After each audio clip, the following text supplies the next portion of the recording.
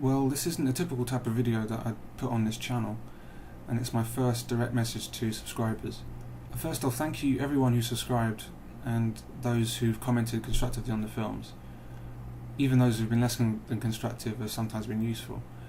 It's all good, I suppose. It's been fantastic to have the ideas and perspectives of so many people, and I've learned a lot from the feedback, a great deal.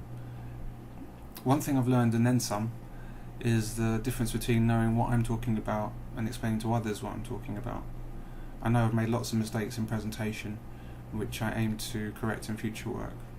Things like rhetorical discipline and insufficiently defined terms have sometimes been an issue, and it's a shame when some flaw in presentation takes away from the content, so I want to improve on that. The thing about it is the films were never meant to be public in this way. It was originally a private project for me, basically, for my own reasons, and so this is where the problem arises. I always know exactly what I mean, but I haven't always taken sufficient care in presenting the case to others. But anyway, after discussions with Angry Harry, he was the one that set me straight and recommended that the films be put out there because it would have value to other men. So not only was he part of the inspiration for the work and the main star of the films, he's also the main reason that this channel exists. He's that good.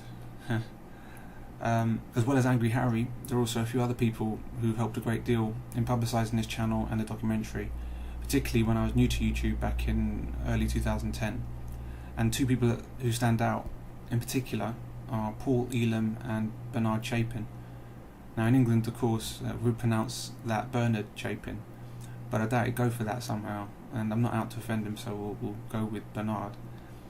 He has a channel under the name Pinegrove 33 called Chapin's Inferno, and I love it. And Bernard loves what he does as well, and it shows in his consistent great work on all kinds of subjects, most of which are generally tied to aspects of the men's movement. Paul Elam's channel is called The Happy Misogynist, with many landmark videos on there which articulate the ethos of the men's rights movement in a completely unparalleled way. He has a great way with words and doesn't pull his punches.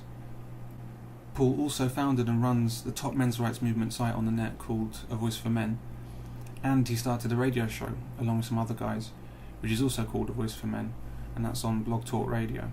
If you're not subscribed to those two channels, well, you should be, and my advice, so you don't forget, is to pause this now, go and get subscribed to those great MRAs, and then come back. Links are provided. Now, a few other people have also helped in different ways, and this is to recognise and thank them for their efforts as well. In particular, those who have taken it upon themselves to translate the films into Spanish, and those who have mirrored the films as well. I think in one case someone's mirrored all of them.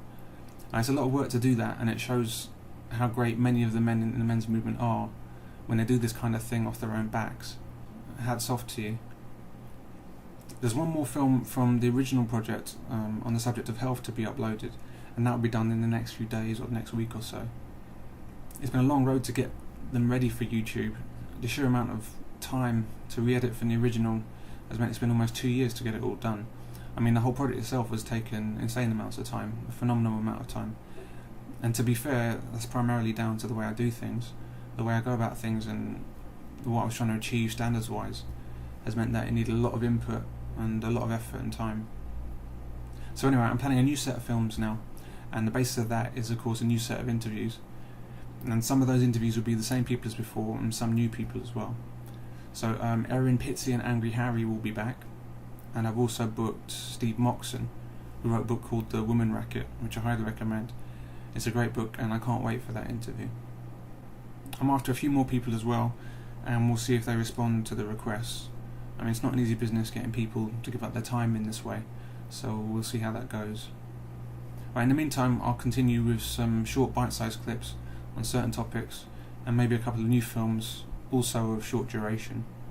For example, one of the ones I'm interested in is to do with the Clothesline Project at Mississippi State University. And this was brought to light by a YouTuber called Help a Dog from Hell, and he's done some great work on his channel exposing misandry at his university. Yeah, check it out and subscribe too if you have a heart. And the reason I say that in particular is that he's a man standing up for himself and fellow men in a very hostile environment, as all universities have become. So he's a brave man, he's doing a very difficult job, and he deserves support.